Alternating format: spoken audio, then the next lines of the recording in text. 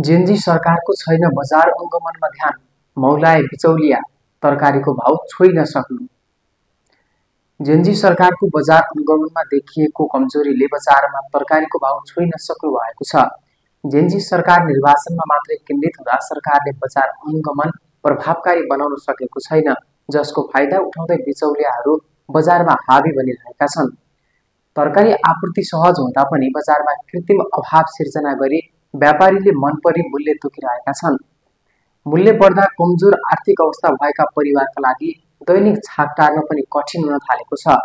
व्यापारीहरूले यातायात भाडा वृद्धि, वर्षायाममा उत्पादन घटेको, ग्रामीण सडक बिग्रिएको जस्ता देखावटी कारण देखाउने गरेका छन्।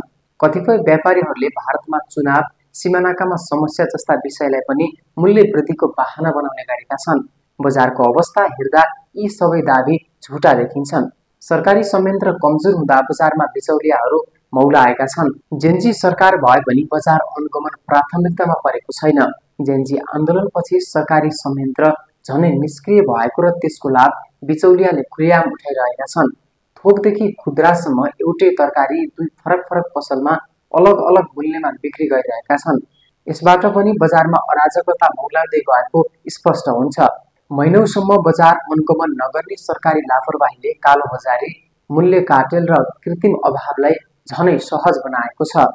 जेनजी सरकारले यसरी नै बजारलाई स्वतन्त्र छुट दिएर अनुगमनबाट पन्छिने हो भने तरकारीको मूल्य अझै अनियन्त्रित बन्दै जानेछ, जसको सबैभन्दा ठूलो मार कमजोर आर्थिक अवस्था भएका सर्वसाधारण जनतामा पर्नेछ।